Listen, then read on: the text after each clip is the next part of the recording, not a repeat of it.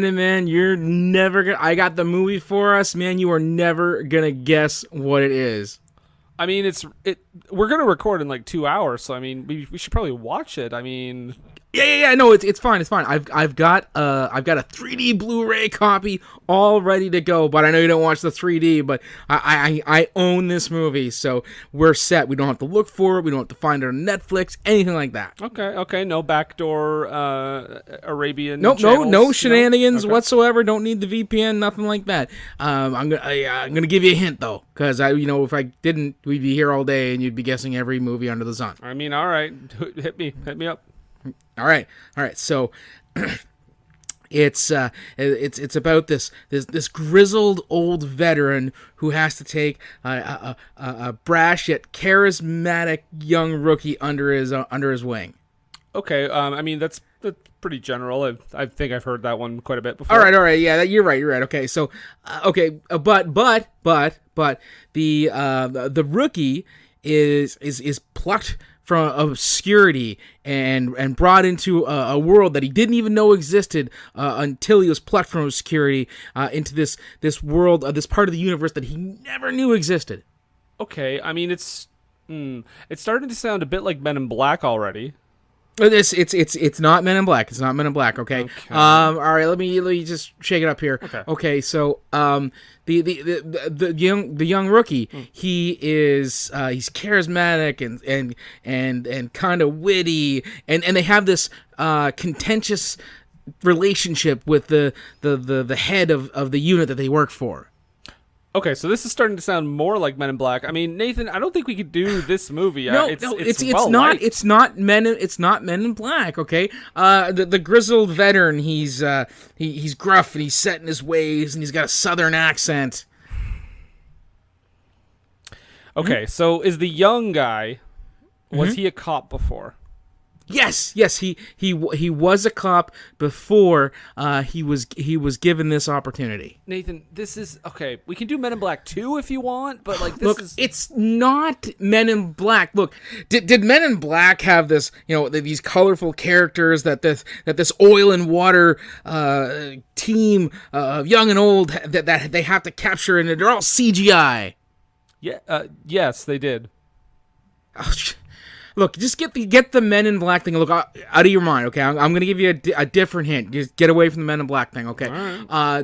This team that they work for, they have like a special containment field that they have to put the things that they capture in, and those beings used to be living people. Oh. Yeah, now you get it. Yeah, right? Man. Yeah. Ghostbusters. I fucking quit. When I pick a movie, that's when I'm under pressure now. The question always comes back to me, what were they thinking now? Whoa, what were they thinking?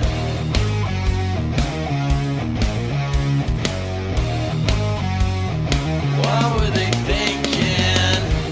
Welcome to What Were They Thinking podcast. Talk about bad, questionable movies. That's right. I'm Brendan.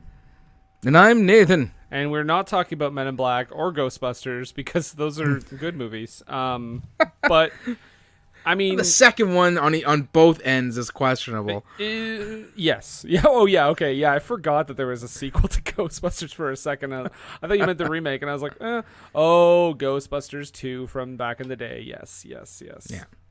Definitely questionable. But as much as it sounds like we're talking about one of those two movies, we're not. What movie are we talking about this week, Nathan? We are talking about R.I.P.D, which is what I did in order to watch this movie. Got ripped. The only way to do it. Right? Which, of course, stands for the Rest in Peace Department. Right. Not to be confused with the What Were They Thinking Police Department. Right. No, they're not in conjunction. This is they're not even an active force anymore. No, you're right. They shut down. They were defunded. Yep.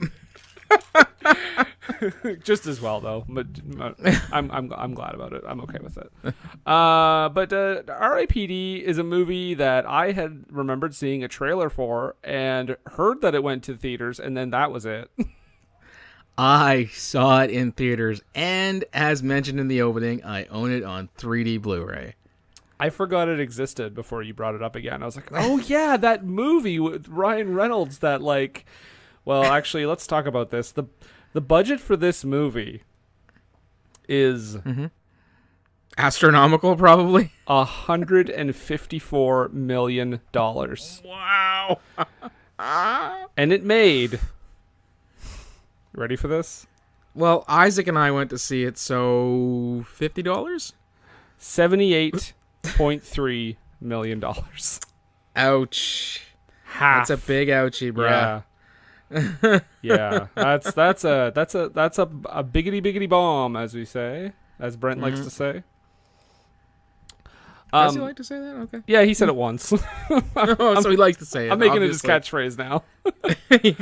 Brent, you got to use it now. Use it on your show. And so R.I.P.D. 2013 comes out. Ryan Reynolds, Jeff Bridges, Mary-Louise Parker, Kevin Bacon. Am I missing anyone big? Big? No, not really. Buzz from Home Alone. Oh, okay. This was kind of his his big budget comeback, I guess. Okay. So, well, because I mean, the only other thing that I saw him in around that time was a Glove and Boots short about the M in MTV going missing. So, well, that was Glove and Boots. Check them out. They inspired Montrose Monkington III. There you go. One thing I will say right off the bat is I don't know, is it just me or does Ryan Reynolds do a lot of movies where he dies in the first 5 minutes? Yeah. Criminal, Deadpool. I mean, Deadpool, there's a movie called Selfless where he does that Oh, too. yes. Yeah. That's not a bad little sci-fi flick, actually. Yeah, it's okay. It's definitely better than Criminal. Yeah, yeah. Where we have to suppose the idea that Gal Gadot would want to sleep with Kevin Costner instead of Ryan Reynolds. By the way, I just I didn't rewatch the whole thing, but I was skimming through it on Netflix just to see that stupid scene where Kevin Costner like touches his own nose and Gal Gadot is like, oh, "It is you, Ryan Reynolds." I forgot about that dumb part. I was like, "What's that stupid thing?" Because there's a thing like that in this movie, and I wanted to see what that thing was in Criminal. And I was like, "Oh yeah, it's just as dumb." Oh, but R.I.P.D. Nathan, guide us through these murky waters.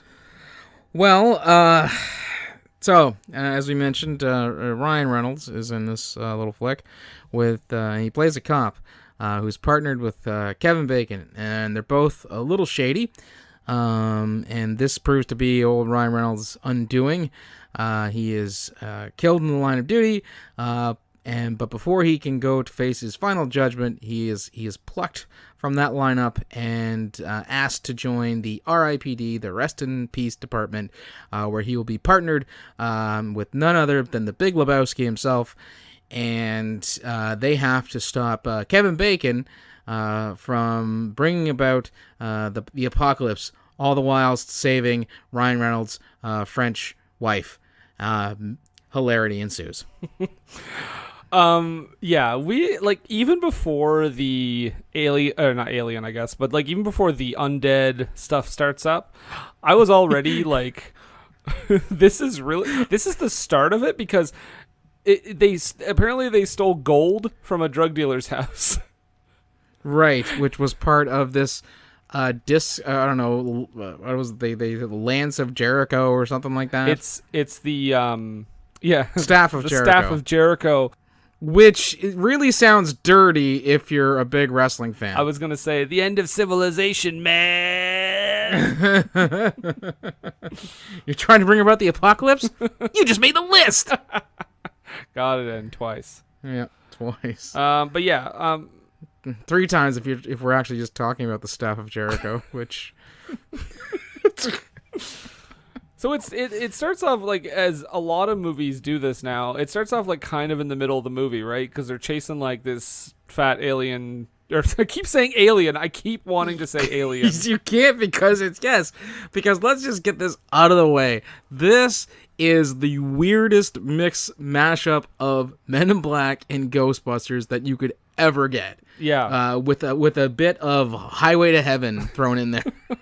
Sorry, my mistake. This big Deado. Deado, yes. We call them Deados. Yeah. Because so many movies when they try to coin their own phrases for things, like, just call it a zombie or something. Like, I don't know. Just like, it's like, you know what? People are going to be talking about this movie in 20 years. They're going to be like, I remember where I was when I first heard the term Deado. Now it's used in every Men in Black ripoff. We need to coin our own lingo because it's gonna create its own cinematic universe. We're gonna have our Burger King toys and everything. Was there tie-ins for this? Oh, I don't know. I can't even remember now. I feel like no, but I have been surprised before. Yeah. They did have Harold and Kumar ties at White Castle, which isn't that surprising, but it was like the first time they did it for an R-rated movie. Fair. Yeah. But I mean, when you're being like, okay, put our name in the title of it, you can't not do something to make your money back as well, or to make money off of it. True. So they're chasing a fat Deado. Yes. Ryan Reynolds and Jeff Bridges, and then he's like, basically like, it's basically like how next week's movie starts, because he's like, you're probably wondering what's going on right now. Yep. Just a little peek behind the curtain there for you folks. There you go. We might have recorded next week's episode first. I wasn't saying that. Well, I did. I broke total kayfabe. I'm just making it sound like we don't watch the movie 2 hours before we record the episode. How dare you? Oh my god, that would be a mess. Wouldn't it? we would have to live in the same city to do that. Okay, we need to get past this first scene. Yes, because as soon as we get past the first scene about this, I bet you're wondering what I'm doing here. That we immediately flash back to 3 or 4 days ago, which kind of makes this opening scene, well, kind of funny a little bit, I guess, completely unnecessary. Oh yeah, because it doesn't really. I mean, we go back to it eventually, but like, we didn't really need to start with it, considering that the movie gets into the action stuff in like 6 or 7 minutes. Well, okay, so if we jump past this, because we're going to get to this part again later, so we'll go to 3 or 4 days ago, as Ryan Reynolds says in the movie. He's woken up by his smoking hot French wife. Mm-hmm. After he has planted an orange tree in the backyard. Yeah. And then they have their fun little exchange, because they're obviously like newlyweds. They're still very much in love, and fooling around in the morning before he goes to work, that sort of thing. And then when we get to work, we find out that, as you said, they stole gold from a drug dealer's apartment when they busted him, which tells us Ryan Reynolds and Kevin Bacon are crooked cops from the jump. Mm-hmm. Yeah. And I gotta say, Kevin Bacon, for most of the movie, looks very disinterested. See, that's the thing. I'm not. He does, but I want to say that for him, it's almost a choice, because let's not forget, again, spoiler alert, because we're gonna find out eventually. Yeah. He is a cursed soul. Mm-hmm. Right, so there would have to be a deadness to his eyes. I don't know, like, I feel like even when we get him supposedly more animated later on, I still felt he was kind of just phoning it in, getting my paycheck and going home, guys. I don't know. I like to think that's not in Kevin's wheelhouse, because we're on a first name basis. I like Kevin Bacon. Don't get me wrong. I love Kevin Bacon. I just think he took this movie and was like, well, I'm gonna get some money. And then I'm going to go home and use that money. Which is perfectly fine. Hey, you do you, Kevin. He's going to go and he's going to appear on Jimmy Fallon and sing about horses as Tom Petty, which is one of the funniest sketches that Jimmy Fallon has ever done. Listen, somebody's got to bring home the bacon. Oh. But yeah, they're both crooked cops, and they found gold in a drug dealer's home. And right at the beginning, they're having this argument, or not argument, but like Ryan Reynolds is essentially like, I buried my share, but you know what? I can't do this anymore, man. I'm not gonna tell on you. I'm not gonna rat you out, but I can't do this. Mm-hmm. And Kevin Bacon's like, cool, bro. And I'm like, oh, okay, he's gonna kill him. Which, in reality, if you think about it, if he had not done that, Kevin Bacon's plan would have succeeded. Yeah, he just doesn't have a lot of trust, I guess. Yeah. In this well, partnership. Crooked cops, right? Yeah, that's true. What is it? There's no honor among thieves. Something like that. Yeah. Take that to the bank. And then what do? They get called on to. They're like, oh, it's a big drug bust. We got this guy. He's cornered. He's in a warehouse. Let's all go get him. Garza. Yeah. Which sounds a lot like Gozer. Ghostbusters. Right. And I know I mentioned this to you before we started talking here on the air. And you did mention, this movie's in 3D. Even for a 3D movie, I find the quick zoom thing, they use the quick zoom so much. It's just to an egregious level. Yeah, it just feels like obnoxious. Like every scene where someone is far away, I'm like, oh, don't do fuck you and your quick zoom. Oh, but yeah, they go to the warehouse, and this proves to be Ryan Reynolds' undoing. Are we even? Do they? I mean, they have names, but did you note any of them? Nope. The only one I know is Jeff Daniels because it's Roy Cephas. Jeff Daniels? I'm sorry. Jeff Bridges. I mean, I'm in. I'll take it. He probably. It's a whole Bill Pullman, Bill Paxton thing, isn't it? I'm sure Jeff Daniels would have been good here too. Could you imagine Jeff Daniels playing a Rooster Cogburn-esque character in this movie? I mean, I'm thinking now. Floyd, she Billy goated me. I'm pretty sure I've seen him in a Western before, or something close to it. I don't know what it was, but I think I've seen him in something like sort of like that before. I've seen him in serious stuff. I just, to see him be like that old and grizzled that only Jeff Bridges can pull off, I find. It's true. He is essentially the same character from True Grit. Yeah. Yep. But yeah, Ryan Reynolds gets shot by Kevin Bacon. He turns on him very quickly. Oh, shocker, shock. And he takes like the biggest fakest CGI fall ever when he gets shot. I didn't. Well, see again, and I know they probably did that just for the 3D stuff, but as I was an enthusiast of 3D, I did enjoy this section where like everything was froze and it was like they were doing that kind of like around him. I thought that was neat. Because, again, saw this in theaters. Paid theater money for this. My note when they paused, when he got up and everything was paused because he has essentially died at this point, I noted, man, I can't wait to see Free Man. Yeah, that's going to be a good one. I think I'm hoping. And then, so he looks up and all these, like, dead people are getting sucked up into the sky, which looked to me like a giant anus at first. Well, I mean, in fairness, that's not how that goes. Oh. I mean, it's, I don't know. Yeah, you usually don't associate that with, but what are you gonna do? You're gonna make it look like a puckering pair of lips sucking people up into the sky? I mean, wasn't it Monkey Bone where they essentially got shot into a butt? Something like that.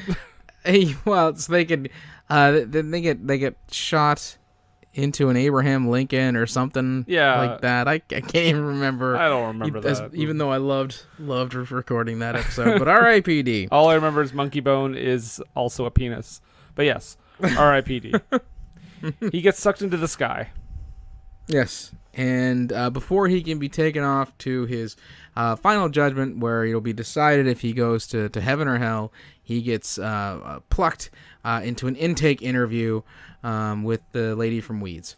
And playing the proctor of R.I.P.D. Yeah, and I mean, if Mary-Louise Parker is the one you got to meet up with, I'm just going to say right now, he did go to heaven. Yeah. And if you know what, you have to work with her for a few hundred years, with her sly wit and a little bit of abuse, which is kind of sexy. Also, heaven. Wow, heaven. We're pulling up the curtain again. Well, what are you gonna do, right? I like some contention in my relationships. It was good to see Mary-Louise Parker, though. I do like her. I feel like she doesn't get. I feel like she does less that. She's given less than she deserves. Yes, in most times, most movies. During this this interview, of course, as Ryan Reynolds is disbelieving of all the things going on around him and about the world he has just been exposed to, completely separate and different from what happened to Will Smith in Men in Black. We get explanations as to the department that they're working for is charged with finding people who have escaped judgment or escaped going to their judgment. I guess they managed to stay on Earth even after they died. Yeah. And she explains that when that happens, your soul rots and you apparently cause bad self-reception. Yeah, bad Wi-Fi, and she also says it causes global warming. Yeah. So I wrote in. So listen, if this movie is positing that it's people that are dead that refuse to leave the Earth that's causing global warming, not fossil fuels. This is a stealth Republican film. R.I.P.D. is Republicans in power department. Although, if you think about it, if you think about rotting souls and people who should have died refusing to leave Earth, also could be, we're talking about Republicans. You raise a good point. Thank you. Cough, people in power. Cough. Yeah, so she goes on about that for a while, and I noted when they're walking across the area that's this big filing cabinet, and it's this huge special effect, and they're walking across, and it looks like they're walking on air. Believe it or not, I wrote so much money lost. So much. It seems like an effect that could actually be achieved fairly cheaply when considering some of the other things that they do in this movie. Yeah, well, I mean, I don't know, just there looked like a lot of stuff going on. It's a lot of wheels turning at the same time. It just it looked like a very expensive effect. I'm assuming they just expected this to be a big Ryan Reynolds box office smash. Well, yeah, and because the stink of Green Lantern was well off of him by then. Well, wasn't Deadpool the year before, or was that later? I think so. Oh no, Deadpool. This was 2013. Deadpool had not even come out yet. Was it? Yes, but again, I gotta check this. I gotta see what came out just before this to make them think this was a good idea. Right. Well, let's not forget the dude is in this, right? I mean, you mention Jeff Bridges, and there are a lot of guys who just love him because of The Big Lebowski, who will go see him in just about anything. Mm-hmm. Yeah. So even if they weren't banking on Ryan Reynolds, they could have been banking on Jeff Bridges. Yeah. Before this, he didn't have much. The Green Lantern was 2011, and then The Change Up, and then Safe House. And then okay, that one was all right, but it definitely oof. And then this Turbo, whatever that is. So it was nice he was able to recover from this and make Deadpool then. He did do The Voices the next year, which is a movie I like, and I think it's really underrated. The Voices. Yeah. Is that the one where the animal, he can hear animals and stuff? Sure is. Okay. I think I've seen that. Yeah. So yeah, I just a lot of money. They mentioned that their internal affairs is called Eternal Affairs. Yes, because you gotta have. Again, this is based on a comic book, I believe, and so they've got to. They got to get those. I'm guessing fun little things in, where they have their own, as we said, the Deado thing and stuff like that. I'm assuming those are making reference to stuff that's already been established in the comic books. Probably. Yeah. Sorry, Josh. He's still tranked. Oh, right. Sorry. He'll come back for a Marvel. So I think this is basically where we meet Jeff Bridges, who plays Roy, right? That's Roy Cephas. Roy Cephas. And they call him Roy throughout the movie for short. Or Cephas. He refers right away to Mary-Louise Parker honeypotting him. Oh my! He does not stop with the just flagrant misogyny in this movie when it comes to her. Oh my God! Yeah, Lord. Why she covers up those ankles? Yeah, he's really into ankles. Yeah, which I thought that's great. It reminded me of the time that Ricky Gervais was on The Simpsons and he talked about being an elbow man. Listen, I will say right now, Jeff Bridges is the best thing about this movie. Yes, absolutely. He is just there to be ridiculous, and he knows exactly what he's what kind of movie he's in. I feel like Ryan Reynolds is super toned down from his usual. It does feel like that, but again, we are used to. I feel we're used to post Deadpool Ryan Reynolds. Mm-hmm. Okay, so this is pre Deadpool Ryan Reynolds, as we have established. So he may have actually been told to tone it down or given less free reign, given the fact that, the last time he played Deadpool, it didn't work out so well. Green Lantern. And Green Lantern. Oh, right, he did play. I forgot about that movie. No, yes. It didn't happen. Yeah. Let's just write it out of history. Oh, it had to happen because they acknowledged it in the movie Deadpool. Yeah, it didn't happen because he went back in time and erased it. He has a Deadpool doll. What? You don't remember that? In Deadpool, he has a Deadpool action figure. Oh, from the Wolverine movie? From Wolverine's origin, yeah. Amazing.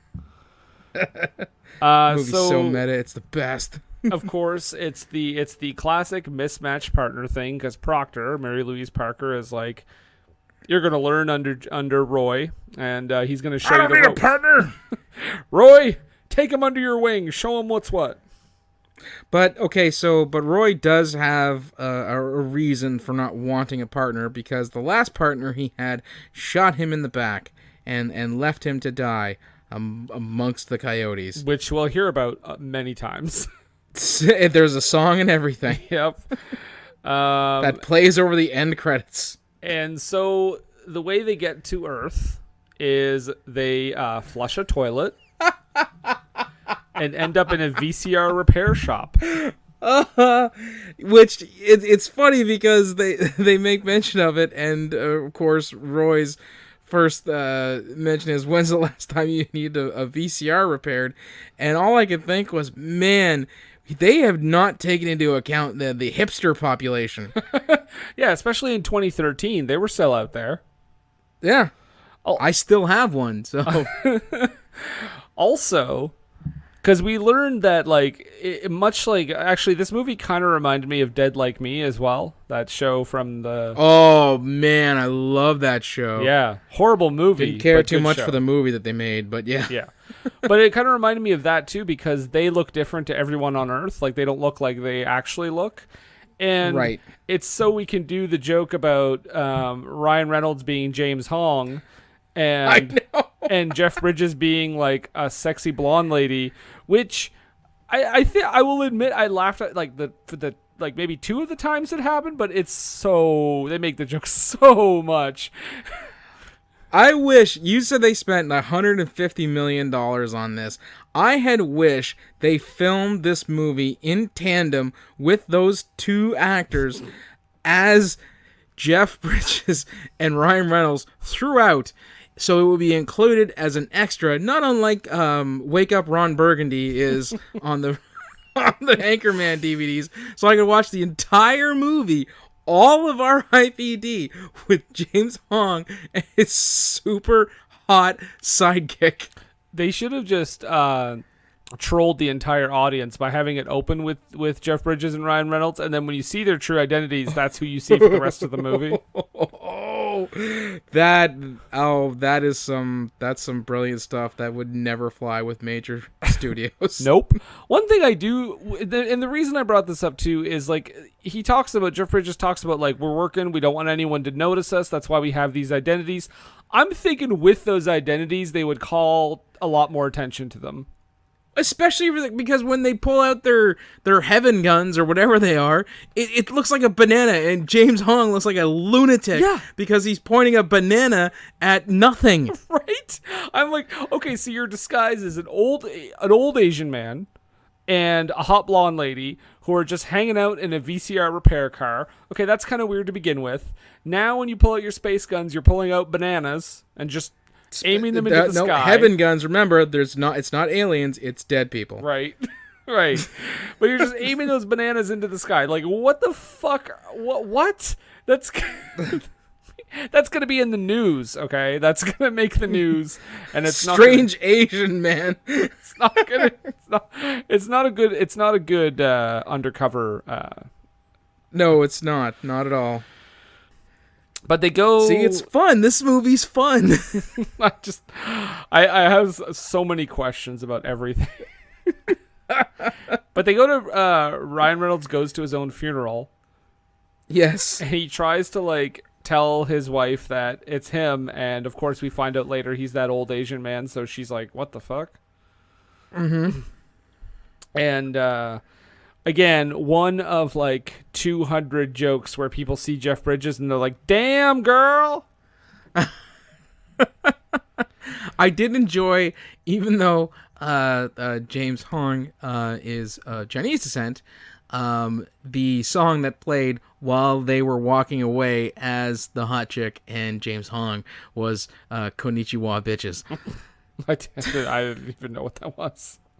Yeah, you can hear Konnichiwa, bitches. So we learn here because he's like, I'm going to take you on your first assignment, and Jeff Bridges is like, listen, so the way you know Deados are around is, they mess with there's electrical problems, there's a certain broken shit is a dead giveaway. Yeah, there's a stench, dying plants, and I'm just going to say they must make a lot of mistakes because I mean, because of things just generally not working and being in disrepair. Yeah, like if you go to a bad neighborhood or like I don't know, like some places in like a third world country, I feel like there's a lot of innocent victims. Here's the thing: if the but they do have a process. But if the proctor is to be believed, all of that stuff is actually caused by dead people who haven't moved on. Right. However, to prevent wrongful, I guess, ethereal erasing rather, because apparently their bullets, if you get shot with one of their heaven guns, which why would anybody create something like that? Your soul is just evaporated. You cease to exist completely. Mm-hmm. And but in order to prevent that sort of thing from happening, you can confuse the Deado with random questions about performance Asian vehicles and Indian food whilst eating delicious Indian food. That scene confused me so much until later. I was like, what is even happening in this scene? Because, yeah, he's getting Ryan Reynolds to ask these weird questions, like hypothetical questions, while Jeff Bridges is eating Indian food in the most disgusting way possible. It's so gross to watch him eat those noodles. Oh my god. And then just ask me that question. And then the guy that they're talking to just like, I guess they say he pops and turns into his full Deado form. Yeah, it's Teabag from Prison Break. Yeah. I can't think of his actual actor name, which I'm sure he hates because he's actually a pretty fantastic character actor. And then they chase him. They chase him around for a while. Ryan Reynolds ends up like hitting him in the nuts, and there's a fart joke at the same time. Yep. I was like, because here, really this movie, down. you're gearing this movie towards people who are going to go see Jeff Bridges comedies Ryan Reynolds comedies who like Men in Black and comic books. So you got to get nut shots and fart jokes in there. You don't. You're just leaving money on the table. Yeah. Sure. I just like that they combined them into one joke. I did like the fact that they managed to beat the guy with his own arm. That did happen for a while, yes. Yeah. Yeah. So eventually Roy ends up shooting him because he's about to kill Ryan, or the Deado is about to kill Ryan Reynolds after he pukes up the gold because he was holding some of that gold that they're looking for. Yep. And yeah, Roy shoots the Deado, and then he talks. This is of course after Roy rode Ryan Reynolds out of a window like a bobsled. Yeah. Oh. Because he relax, body. Well, yeah, because they can't really get hurt or killed unless they're hit by the God gun or whatever. Right, their bodies are quite resilient, as Roy Cephas says, and Ryan Reynolds' character, again, I can't remember his actual character's name. No idea. He does not care much for what Roy Cephas did to him, and to pay him back, throws him into a bus. Yep, and the only thing he's mad about is that he lost his hat. My hat. He almost sounds like Cotton Hill from King of the Hill, Hank's dad. Oh yeah, okay, yeah. That's yeah. I wrote down also at this point that at least it's not a Jonah Hex situation because Jeff Bridges notes that he fought for the North, and I was like, oh okay, thank God. Yes, we don't have to justify that now. Yeah. And they also we also find out Deados, they believe in this talisman crap, and I'm like, okay, Kevin Bacon's a Deado, got it. Like twist. Yes, because revealed. we've already established earlier that he constantly wears his grandmother's St. Christopher's medal, and to what Ryan Reynolds alluded that it all it does is ward off you from getting dates. Right. And all this stuff is introduced so awkwardly that I was like, well, obviously this is gonna have something to do with the plot later. Yeah, exactly. And don't they start what at this point? They start following this they start questioning this informant, and then they watch Kevin Bacon go to meet with him or something. Yes, because the guy's he's a big baseball fan. Mm-hmm. So Roy lets him stick around so he can go to Red Sox games. And it's aptly played by that dude who was on Yes Dear. Again, I'm sure that actor hates the fact that I can't remember his name because he's a big fan of the show and listens all the time. Are you talking about the big dude that gets the briefcase? Yeah, the guy that they meet the guy that they meet at Fenway Park. Right. Yeah, and then after they question him, he goes to see Kevin Bacon. Yeah. And then Kevin Bacon goes to see Ryan Reynolds' wife. We do have some a rather off-putting dialogue between the two of them as they're going to see or going away from their confidential informant when they're eating a hot dog, and Ryan Reynolds says, I can't taste any of this. He's like, oh, you're dead. You don't have to. You don't taste anything. You don't eat. You don't do that. He said, why do you do it? Mostly for the mouthfeel. Yeah. You know, like the mouthfeel of a hot dog? Fucking Roy Cephas talking about mouthfeel. Just wait till he gets Billy goated. I'd let her do it. Anyhow. So they investigate the bacon. Yeah, and Kevin Bacon is giving, I don't know, he gives a briefcase to a Nick Frost, Ricky Gervais hybrid. Yeah. That's what I wrote down. And they corner him and start to place him under arrest, but then he's and threatened to put salt in his face because apparently saltiness makes you pop. No, it's cumin. Oh, okay. That's what that's why it's the pungent smell of the cumin that is used to cook a lot of Indian food. Before we get to that though, Kevin Bacon goes to visit Ryan Reynolds' wife, and we find out that he didn't pack the soil very well on that orange tree because he plucks it up pretty easily and gets the gold back because this is where they have a confrontation where Jeff Bridges finds out that Ryan Reynolds used to be a crooked cop. Mm-hmm.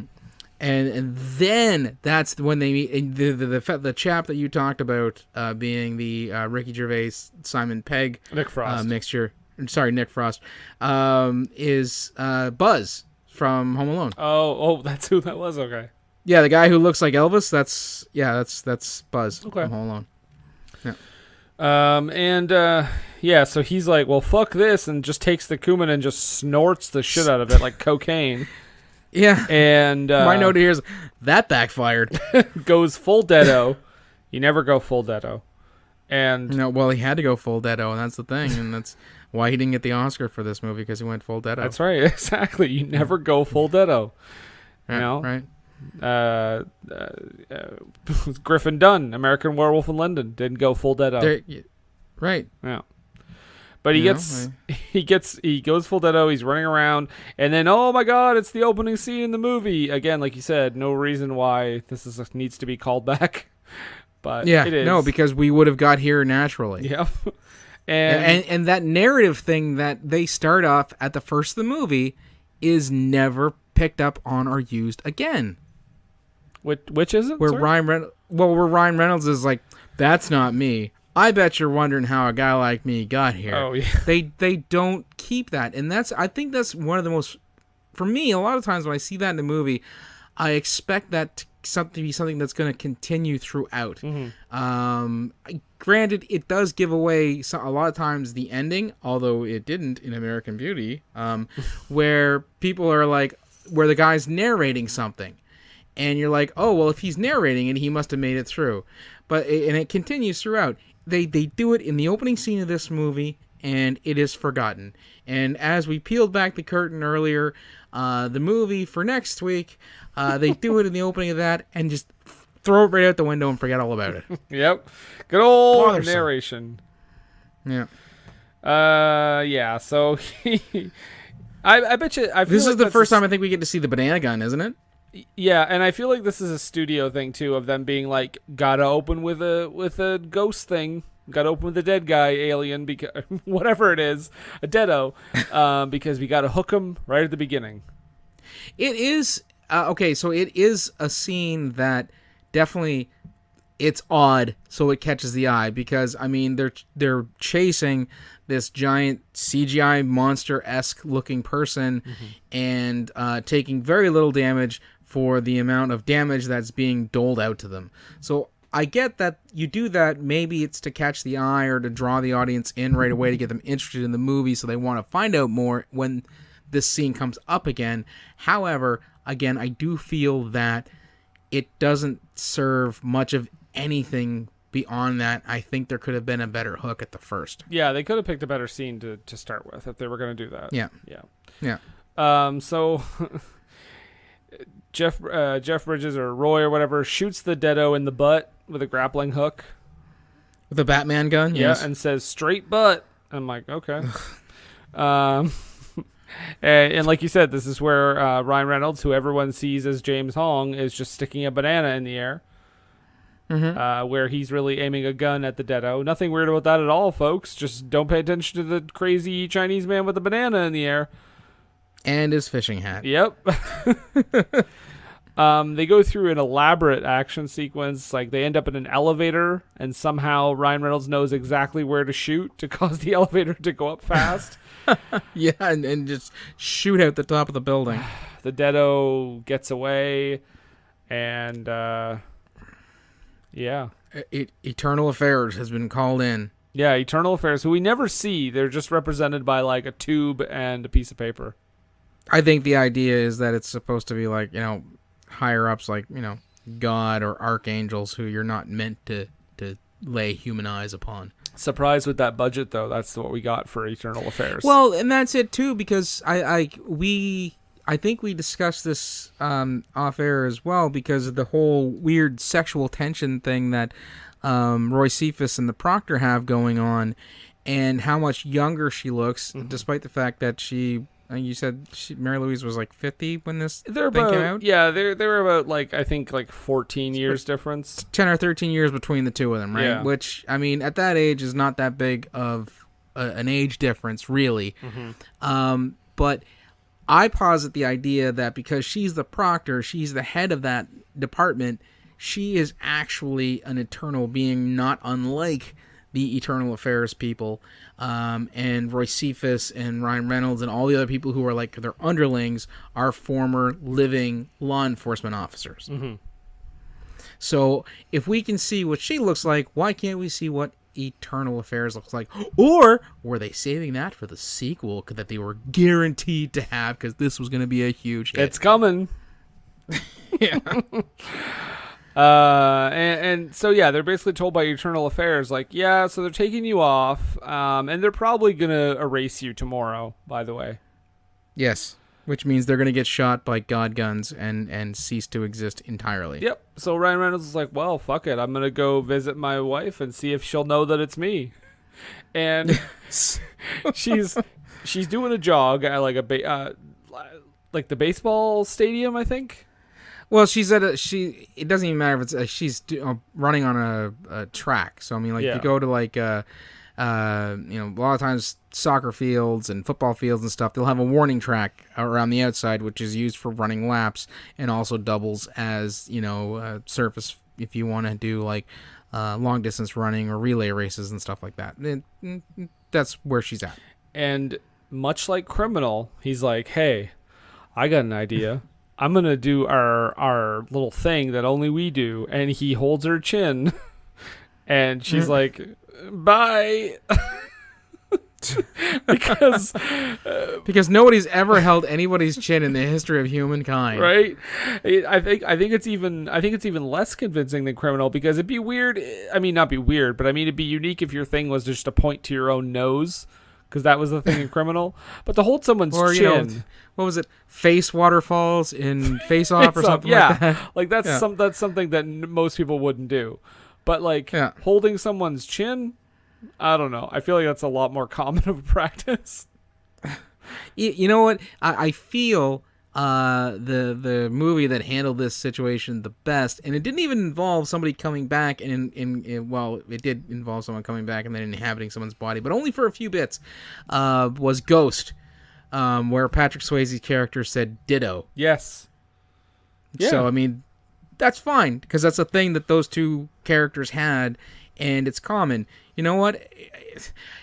If someone just walked up to me, especially a strange old Chinese man with a fishing hat and a banana gun, and touched my chin, I would be notifying the authorities. Yeah, or at least you probably wouldn't stand there and wait for it to happen. Right? Get away from me, crazy old man.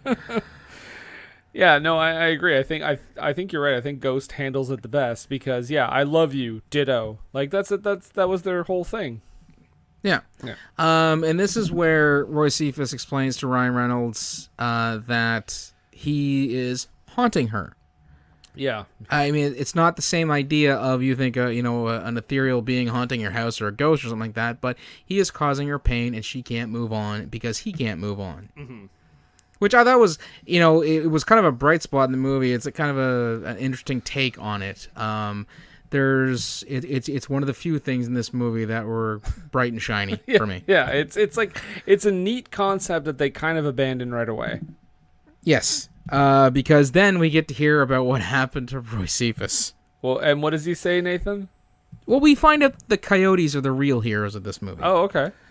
Because he was shot in the back by his own partner and left to die, and his carcass was dragged off by a group of coyotes who picked his bones clean and befouled his face.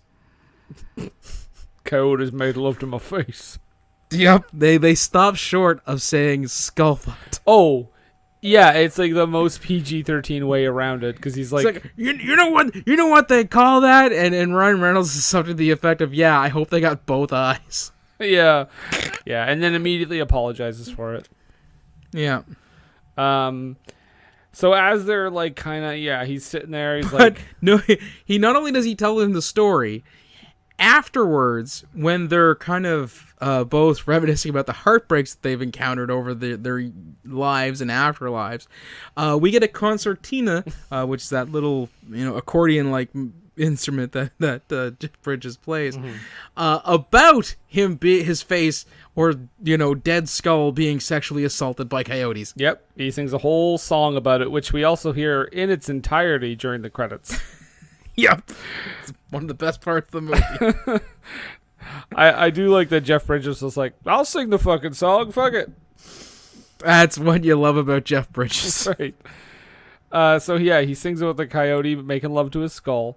And then they're just kind of talking, and they're like, like you said, they're reminiscing, and I think this is where Jeff Bridges is like, you notice anything weird about that Kevin Bacon dude? And he's like, well, I mean, did he ever like Indian food? He's like, no, come to think of it, he hates Indian food. Wait. He's like, oh, Deado's like those talisman bullshit things. And he's like, oh, he did have his grandmother's bracelet. And I'm like, yes, Kevin Bacon's a Deado. We knew this from like minute 15. Yeah, because it's super uncommon for people who have lost loved ones to wear a piece of their jewelry as a cherished memento of that person. I just think the way the movie introduces his the aspects of Kevin Bacon's character are just really clunky and really obvious that it's important. Yes. So it's okay. So you're telling me this for a reason, I presume. It's not a Neil Breen movie where details are introduced that don't matter. What a magical day. Oh, so good. So they go to find Kevin Bacon, right? Mm-hmm. Yep. And the rotten bacon that he is. Yeah, and he takes off the little bracelet, and everything around him starts rotting. Oh yeah, and it happens super fast. It's not only the talisman that he's wearing. Isn't he living in his grandmother's old house or something like that? Yeah, something like that. And anyways, when he takes it off, everything just it rots so fast that the house splits in two. Yeah, everything just gets real gray and falling apart and everything. And they're like, well, clearly you're a Deado, and he goes along with the arrest pretty agreeably. Yes. He's more than glad to, because he has another plan at play. I will say this had one of the few jokes that I actually did like in this movie. And as I said, Jeff Bridges is the best part of this movie. I don't think his material that they give him is that great, but this is actually legitimately a joke that I liked, is when he looks over at Jeff Bridges, who he sees as the blonde woman, and he's like, I know this is wrong, but the cowboy talk is kind of working for me. So I mean, I did think that was funny. Okay. Yeah. But anyway, back to R.I.P.D. When they take them to the R.I.P.D for processing, they take a bunch of the personal effects, like if you would if someone was arrested, right? Mm-hmm. And so they've taken a bunch of stuff like their personal effects. They've been arrested, and they take the gold stuff, and there's also these other things, a two-piece thing. One of the I guess the property clerk goes, oh, we got one of those earlier, just throw it in with that. And apparently those two things are alive and joined together to create a thermal detonator, not unlike that from Star Wars. I was going to say that, and it kind of also reminded me in Star Wars of that thing that Luke is training with when he's using the lightsaber. Oh, okay. That's shooting at him, and he's supposed to block it and shit. Put the blaster shield down, yeah. Yeah, he's yeah. Don't look, Luke. But this thing here actually it slows down or freezes time. So this is some I guess some janky cinematic universe stuff, because it works on the R.I.P.D. who were alive but are not Deados. but it doesn't work on Deados. So that when it goes off, it freezes time or slows them down, but it doesn't slow down the Deados, because when this goes off, Kevin Bacon and his Deado cronies can walk about the R.I.P.D. Freely and collect all the gold to create the Staff of Jericho. Build it up, man. I did think that was a weird... I wasn't confused, but I did think that was a weird like justification. Like, wait, aren't they all kind of dead? But because their souls are still intact and rotting, and the other ones are just, I guess, souls with, I don't know, avatars on that. It's janky at best. Yeah. So what you're saying is they're blue? What? Oh, you said they had their avatars are on. Oh, yes. I was actually going to say that because they were bending in the air. Oh, okay. They're linked by their tails? Right. Oh, I've got a couple of weird notes here, man. I was drinking. For some reason, I have noted a VHS copy of Never Too Young to Die. I don't know why. Why? I'm not sure. I'm assuming it has something to do with the VCR repair shop, because once they're able to break that device that is slowing them down, everybody in the R.I.P.D. piles out and into the bathroom stall to go to the VHS the VHS department, or the VHS repair store or whatever. Yeah. And it's basically like an Old West shootout at this point. And Jeff Bridges is like, this is what I invented this shit. Yes. And he just starts like shooting all these really dumb Deados who are like in perfect position for all of his gunshots.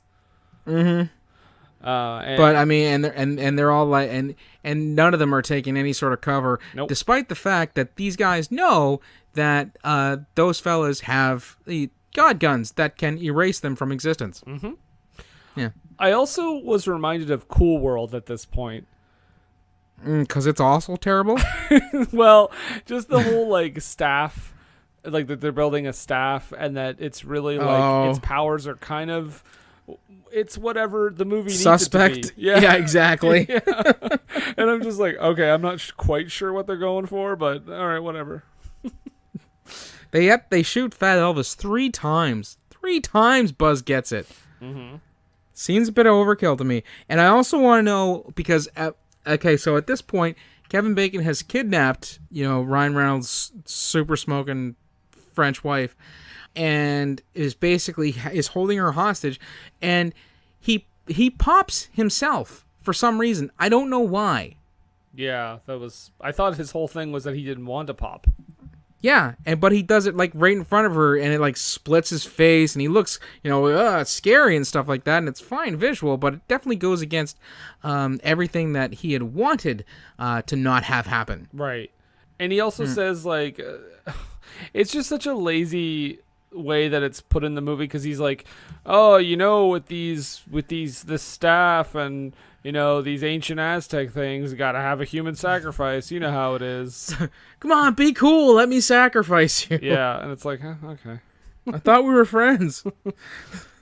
And he basically has her hostage, like you said, and then Ryan Reynolds and Jeff Bridges show up, and I guess like I know he stabs the girl with like I don't know, like a spear or something, or like a lead pipe or something. It's not super important. It's just to get the to get her blood spilled, because that's part of the ritual. And for a movie with $150 million budget, I thought it looked really phony. Yeah, like it happened, and I was like, oh, she got stabbed. All right, sure. I also feel like if she had just after he stabbed her, immediately taken off a layer and applied pressure to the wound, it would have decreased the amount of blood that was coming out, and certainly would have put a hindrance on the ritual. Not to mention that the blood is like, they're on a flat surface, right? But the blood is somehow still making its way over to the staff, like where she lands. I'm guessing the idea is that it's drawn to it. Okay. You know, if we're supposed to, if we're supposed to believe the janky physics of Deado's not being affected, but the R.I.P.D being affected, I feel that blood being drawn to the sacrificial altar is perfectly fine. Oh, and I also wanted to mention too, and I know we just went past this, but when Jeff Bridges and Ryan Reynolds are driving through the street to get there, there's like a bit where cars are falling from like parking garages and stuff, and I was like, you are no Furious 7 movie. But yeah, no. The big finale is on the roof with the Staff of Jericho. And James Hong saves the day. He does. He does. Oh, but not before getting the absolute shit beat out of him and just like standing there taking it. Well, I mean, their bodies they're pretty resilient. But I mean, like, yeah, no, I get that. I get he's not super worried, but Ryan Reynolds is literally just like, yeah, keep beating on me. And also, I got to say, Kevin Bacon is kind of dumb because he knows that he can't kill him just like that. So why doesn't he turn around and stop Jeff Bridges from trying to like disrupt the spear or the staff or whatever? He is incensed by his emotion, I guess.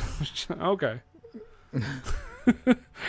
And yeah, and I don't even remember how does he end up killing Kevin Bacon's character? I thought, didn't Jeff Bridges shoot him? I think so. Yeah. Okay. Because I have James Hong saves the day, so I'm guessing Ryan Reynolds shoots him. That's how forgettable this movie is, folks. It really is. It is. Like if you don't feel like watching Ghostbusters, but don't feel like watching Men in Black, but want to see elements of those movies, just pop this in, do some light housework, it'll be fine. Yeah, do the dishes. We get a heartfelt moment after James Hong saves the day on the rooftop, where doesn't she actually get to see Ryan Reynolds' true form? Yes. Like, she gets to see Ryan Reynolds again. And the way they show that is is more than Gal Gadot got. Right? Gonna tell you that. She has to live with Kevin Costner for like who knows how long. Right. But no, we see the reflection in her eyes. That it's Ryan Reynolds. But I mean, if I'm Gal Gadot, I'd be like, hey, is there any kind of like, I mean, you put another man's brain into his head, and now he's basically my husband. Is there any way you can like, do some surgery or maybe we can find Ryan Phillippe or Ryan Gosling, any other Ryan, just not a Kevin. Literally, just someone in my age group. Yeah. I don't need to be with a man who could be my grandfather. Ouch, take that, Kevin Costner. Okay, maybe. I know he listens too. Maybe father. I'm not sure how dad. old Gal Gadot we'll go with dad. Yeah. Well, because he's Superman's dad, so. Right? Oh, shit. Is Wonder Woman's brother Superman? Wonder Woman, who was married to Green Lantern, hooked up with Superman's dad to help fight Two-Face. Best DC movie ever. Yeah, no, right? It probably was for a while. Anyway. R.I.P.D. Yeah, R.I.P.D. Because of their heroics, Ryan Reynolds and Roy Cephas are not going to be erased. In fact, apparently Ryan Reynolds has only been put on a sternly worded warning, and Roy Cephas has been given an extra 73 years or something to his tour of duty. Yeah, and which I don't understand because he's like all upset about it and stuff, and I'm like, wait, but you didn't want to be erased though. He said, that's some honky-tonk bullshit. But didn't he not want to go away though? So is he saying that he wanted to go away at this point? I don't think it's not so much that he wanted to go away. I think it's so much that he thinks they saved the day, but they're being punished. Like he's having extra time added to his tour of duty because that's 73 years he has to serve out until he gets to go to heaven. Oh, okay. So it's like a difference of like going to heaven or just being erased from history. Right. So he's like, if you guys shouldn't be punishing me for this, I should be able to just serve out the rest of my tour of duty and then go to heaven. Mm-hmm. Yeah. But Proctor, aka Mary-Louise Parker, does help out because she makes a deal with Ryan Reynolds. She saves his wife. Mm-hmm. And she recovers in a hospital, but of course Ryan Reynolds has to go back to being R.I.P.D. Yep. And then she Billy Goats. After she gives Roy Cephas, before she gives Roy Cephas his hat, gives him his hat back. Because he gets his hat back, and then she Billy Goats him. And explain to the folks what Billy Goating is. I was hoping you would ask me to do that. The Billy Goating. If any of our listeners out there have a goatee or a Van Dyke possibly that has grown farther below the chin. It is long enough for a significant other to go in for a kiss, but to fake you out and to bite your beard hair. Yeah, hot as fuck. Like the chin of a billy goat, like the little bit that hangs down from a billy goat. She billy goated me. Wish she'd stop covering up them ankles. And with those sexy boots. And then I'm not lying. and then we get the real capper to this movie, because Jeff Bridges is like, I got you a new identity. I know you weren't real happy being an old Chinese man. And Ryan Reynolds is now like a 13-year-old girl with braces. Girl Scout. Which, again, if he's driving, which he is in this scene, that's going to get them even more attention. It is. I feel like, as funny as the visual is, I think I know this is, if this had been done post Deadpool, I think it would have been hilarious if he looked like Hugh Jackman. Yeah. But because it's done pre-Deadpool, and he is one of the many Ryans, if they had gotten Ryan Phillippe or Ryan Gosling to be the new, skin, I guess, for Ryan Reynolds, I think that would be quite funny as well. Yeah. Agreed. But they didn't. They went with a 13-year-old Girl Scout. I mean, it's never going to top one of my favorite cameos of all time, which is Brad Pitt in Deadpool 2. Right. Did it for a cup of coffee. Oh my god, it was like literally a frame, like a few frames of film. Yep. Amazing. Apparently didn't need any convincing. Nope, just wanted Ryan Reynolds to go get him a coffee. Oh, is that what he said? That's what it was. It wasn't just for a cup of coffee. Ryan Reynolds had to go to the Starbucks and get it for him, I guess. So Nathan, R.I.P.D. Would recommend? Yes, no, maybe. Oh yeah, have a good old time. I thought it was, again, despite the glaring similarities of not only Men in Black but Ghostbusters, Jeff Bridges is hilarious in this movie. He is just going full tilt ridiculous. It's really fun to watch. And if you've ever wondered, like, I'd like to see Ryan Reynolds, I wonder if he could pull it back a little bit, but was still being just a little sarcastic, watch this movie. And of course, Mary-Louise as the Proctor is just delightful. I'm gonna say I'm somewhat on the fence. I do like Jeff Bridges in this movie a lot.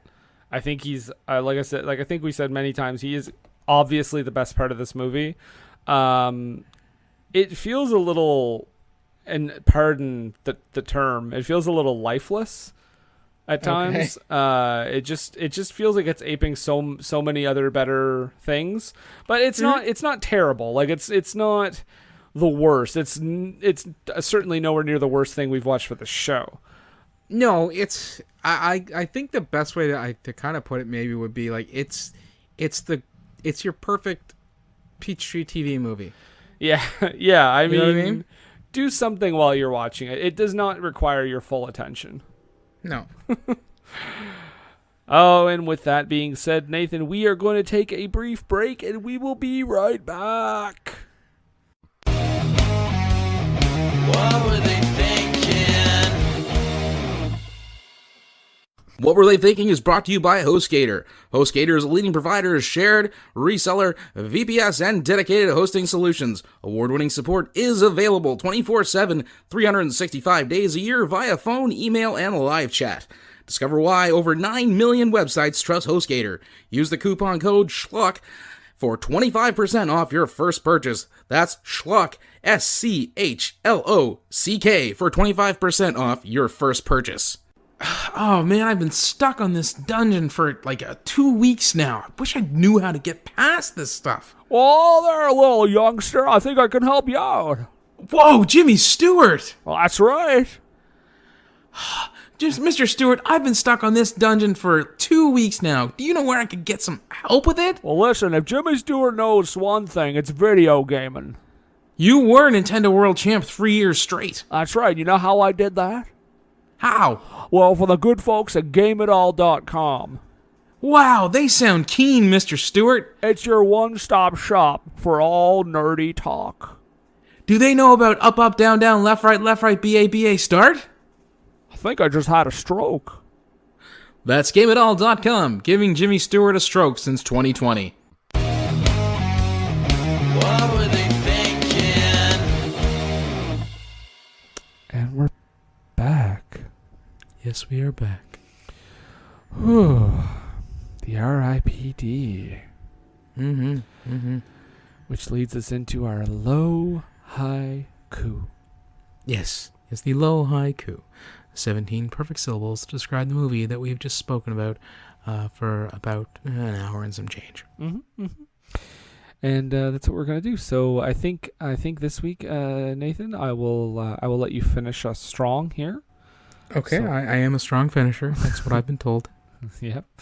Yes, I believe you do the attitude adjustment followed by a 450 splash. Oh, that's not what I was referring to. I know. I just tried to PG it up a little bit Okay. because we definitely have never gone blue on this show. Never once. Okay, I'll begin here. Just watch the 3D. Will be a great distraction from the rest of it.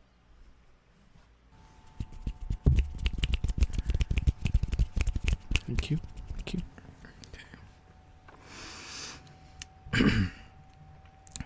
They're afterlife cops. The absolute deadest pool. Also, Roy abides. Coyote ate my face. And a coyote ate my face. Ate my face. It ate my face. Fuck my skull.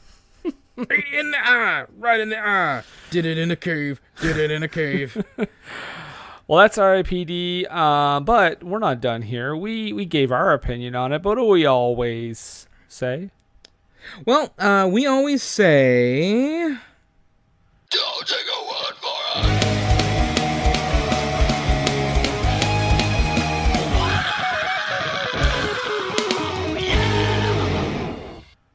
That's right. We always say that. And let's take a look at Rotten Tomatoes. The critics, 13% of the critics liked this movie. Mm-hmm. And we go to the audience, and it's it's higher, but it's still rotten. 38% of the audience liked this movie.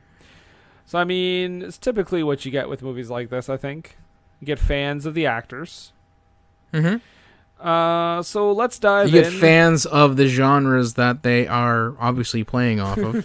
Fans of the movies that they are ripping off. Let's go into the critics and see what we got here. So, first one here is from Charlotte O'Sullivan of the London Evening Standard. Oh, delightful. Yes, and she says, Bridges, gorgeous and effortlessly left field, has served many a dire film. He tries to hold the fort, but it just can't be done. Well, Roxana Haddadi from Punch Drunk Critics, she said, please don't see it. Value your time more than I did. All right, Roxana. Giving a PSA there. Matthew Thrift of Little White Lies says, so generic a cut and paste job as the film's every aesthetic cue, it's surprising to even find a director's name surface in the closing credits. Oh, I think it's a Smithy type situation. I feel like he's like, I'm surprised someone directed this because it seems like it's just every other movie. Oh, okay. Well, Blake Howard from 2UE, that movie show, Ron's son, obviously, wrote, R.I.P.D. may look like something that you've seen before, and you kind of have, but with the deft direction, the primal allure of redemption, and lightning pace, Prepare for a surprisingly entertaining ride. 3 out of 5, or 3.5 out of 5. Oh wow, it's one of the 13% there. Yeah. Well, Mark Jackson of the Epoch Times says, bake a Men in Black pie, throw in some Ghostbusters, This Is the End, True Grit, and Weeds, drain the fun out, and you get the half-baked derivative R.I.P.D. Oh. Cool. I mean, I don't know if I'm there for the Weeds thing. I mean, she's just in Weeds. It's not really. Yeah, it doesn't. There's no real crossover. Like they're not running a weed operation to support her life after her husband dies. I'll give you This Is the End. I'll give you True Grit. But come on, Weeds. Come on, Mark. Well, Henry Fitzhibbert. Mm-hmm. Not to be confused with Hibbert Fitzhenry. I always do that too. Wrote, he's from the Daily Express UK. Okay. Wrote, sluggish and boring, it doesn't have an original bone in its dead body. Oh. 1 out of 5. Oh, wow. Wow, that's a slam right there. Yeah. My last one here is from David Pierce of The Verge. It says, it's not a buddy cop movie, nor is it an action movie. It's just one vaguely funny joke told for 98 minutes. I didn't think that's accurate, but I think the only thing I could think of is referring to the joke about them being in James Hong and a hot blonde lady. Because that is done many times. They do lean into that gag. I'll give you that one. Yeah. Well, my last one is a positive one, so I can add an up note for a movie that I actually kind of did enjoy. Mm-hmm. Matthew Turner from View London. There you go, sticking with the Brits too. A decent amount of fun. Thanks to some amusing gags, a handful of nice ideas, and a pair of enjoyable comic performances from Reynolds and Bridges. 3 out of 5. Well, it's technically positive. Yeah. All right, well, speaking of technically positive, let's go into the snake pit, as you say. That's technically... There's nothing technically positive about the snake pit at all. Let's go into the audience reviews, because our first one here is from Marcus W., and he gives it half a star. He says, ironically, it's soulless. Ugh. That's what you got, eh, bud? You Anyhow, Stephen S. Steven So I was going to say Stephen Sondheim. I hope so. Wrote, mediocre at best. This could have been a really cool film if it decided to do what the hell it wanted to be. It's too goofy to be real. Too goofy to be a real cop film, but it's not funny enough to be a comedy. So it falls horribly flat on both accounts, and that's why this film just isn't good. I guess there wasn't enough music for Mr. Sondheim. I guess not, eh? Yeah. There wasn't. No Phantom, negative 10 stars. Wait, that's Andrew Lloyd Webber. That is Andrew Lloyd Webber. Yeah. Oh, musical people, I corrected myself. Don't come at me. Andre G says 2 stars. Andre the Giant? Yeah, Andre the Giant says, hard to watch. I can't do this. The idea this 2 men look like womans for the rest of the world, it's not only stupid, it's wrong. If they want to have sex with humans, do they need to do it with their female bodies? What? Why are you concerned about that, Andre the Giant? I don't know.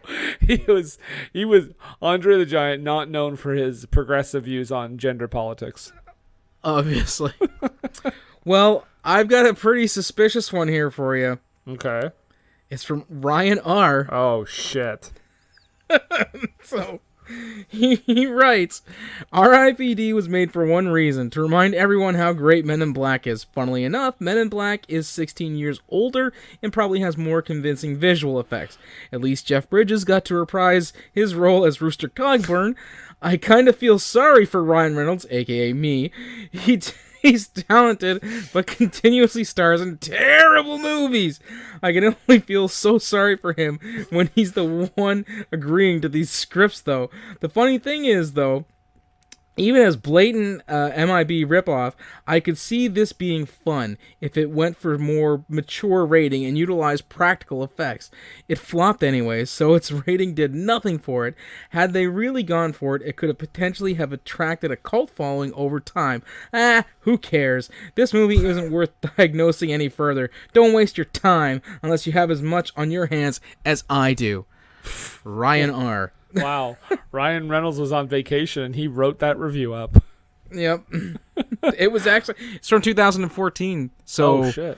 Just before Ryan Reynolds started making some really excellent movies. Yeah, I was going to say, there was like quite a few years stretch where he was like the best part of a lot of bad movies. Yeah.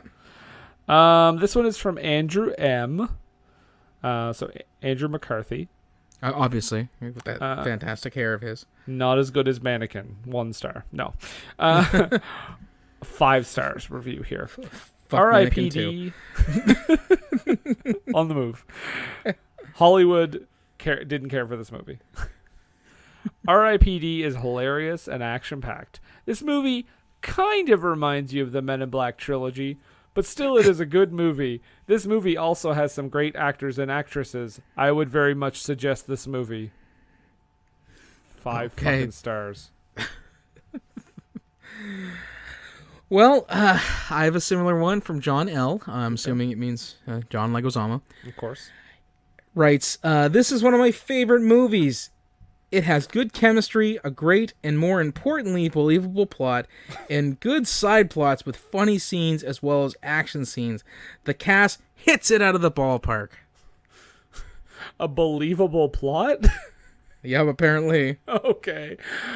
All right. Well, I've got one more, and it's a little bit longer, but this is it's a good one. Worth it? Yeah. Okay. I think so. I don't remember when I wrote. I copied this a while ago. Okay. So this is from Galvi F, and they give it 4 stars. When our sole responsibility and job is to provide peace in the world, in our homes, and in ourselves. When serving and protecting to maintain peace is harder to do when those who rather prefer war. When we wish we could pause this peaceful moment like heaven forever, but have to end when we again are called to serve the peace. When our new job and responsibility is to make sure even after death we are resting in peace as well as others. When we are peaceful, when we are truly ourselves and not hiding. When others are always warring, when they prefer hiding and find no peace in themselves. When there is a hidden monster that is in people that makes peace better served when they are hidden and behind bars. When resting in peace is harder when you're layered in bureaucracy and have not much time before you can change it. When peace is harder when others don't see it like you do. When peace is harder to achieve when others have nothing to do when the task is impossible. When fighting for peace is harder with all of the illusions in the world, when sometimes what people see as peace is conflicting, even if it looks good to the naked eye, when we must now accept our fate and new life and make peace with this new life. 4 stars. Fuck. That she's a blast at parties. Good Lord. God. I feel like that's like I feel like it was posted by the Cecily Strong character, girl you don't want to meet at a party or whatever. Yeah. You know what? But she's like, instead of being obnoxiously drunk, she is obnoxiously high and spiritual. Yeah. Well, I got one last one. It's from Steve J. So Steve Jobs. Yeah. Yep. Was it written Beyond the Grave? 2017. Spooky. A great action flick. It's an original premise, although some parallels with Men in Black. It has too many differences to be compared directly. Okay. I really enjoyed Jeff Bridges' character, and the whole concept of the world, seeing them completely different to how they are, was a good laugh. If you boil it down, there was many movies that are alike, but if you approach this movie with the idea of wanting a bit of escapism and some laughs, then it's quite good and does the job. 4 stars. Also, can we just note too, we didn't really mention it. Thank you, Ghost of Steve Jobs. This movie has, like, I think one of the fakest cities I've seen in a while. Despite the fact that it's an actual city. Oh, I just mean, like, it just looks really phony, though. Like, every time they show the city, You heard it here, folks. Brendan thinks Boston is a city full of phonies. Listen, I like Boston. I've been to Boston. This does not look like Boston. What are you talking about? They go to see the Sox and everything. Oh, okay. Then it's totally authentic. Everything else is fine. I take it all I back. thought I was watching The Town a few times. It was weird that Jeremy Renner popped up in this movie. Hiding his tattoo, too. That was strange. Yeah, interesting. But that's so I guess that's it. That's R.I.P.D. Those are the reviews. Next week, Nathan, I'm bringing something, bringing the heat. So I'm going to give you a little hint-ski as to what's coming. A little hint-a-roo. Yep. Okay. European vacation. Woo. Holiday Road. Holiday Road. Love Chevy Chase in movies, not as a person. Yeah, no, I hear he's a really stand-up guy. In that every time you see him, you want to stand up and leave. Yeah. There you go. That's what's coming next week. So, is Montrose there to say a few things? He is. He is. Okay. He's right here. Just a second. Okay. Hello! It's your good friend Montrose Monkington III here. And I must say, this...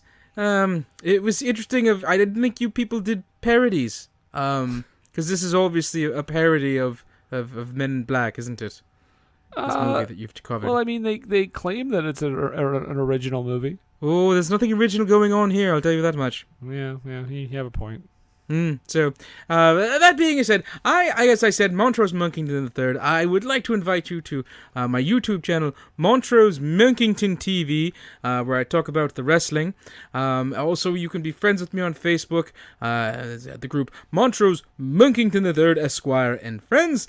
And you can also tweet at me, at Montrose III. That's the number 3 D on your Twitter devices. Thank you. More later. And I'll just add Montrose because I just started watching Umbrella Academy, so you could see Montrose's uncle in that movie as well.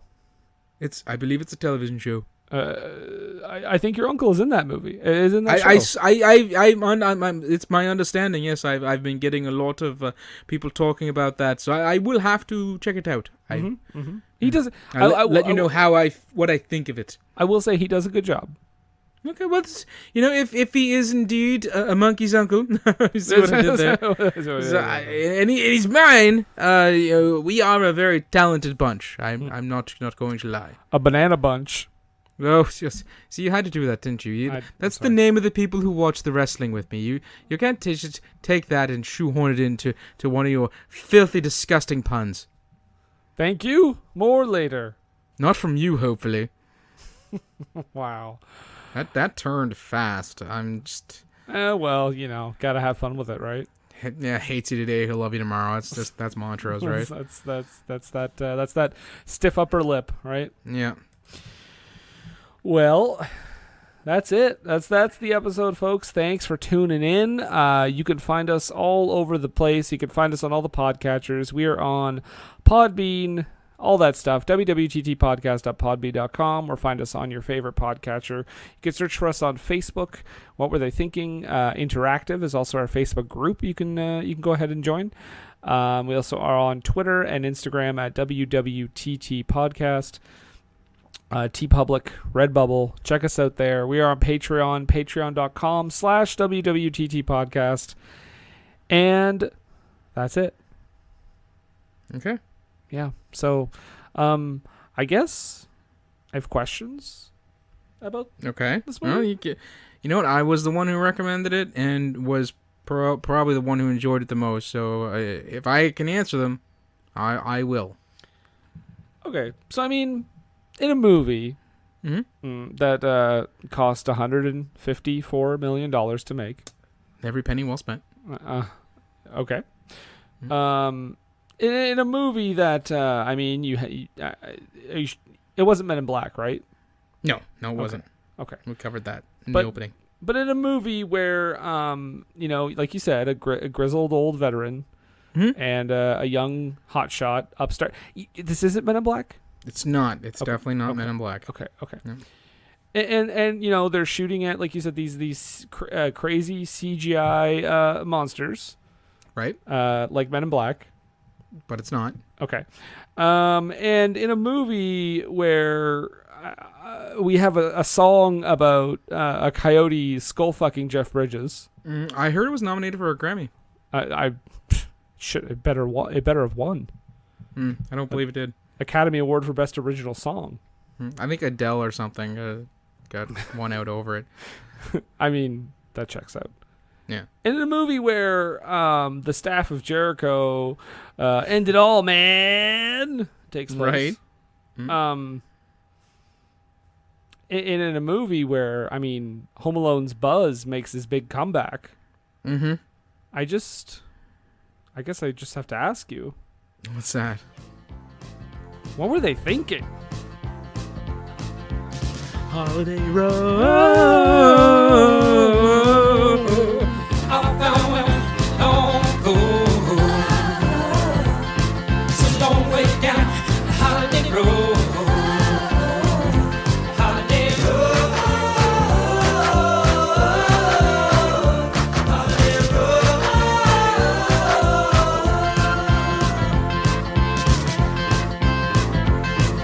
Jack be nimble, Jack be quick.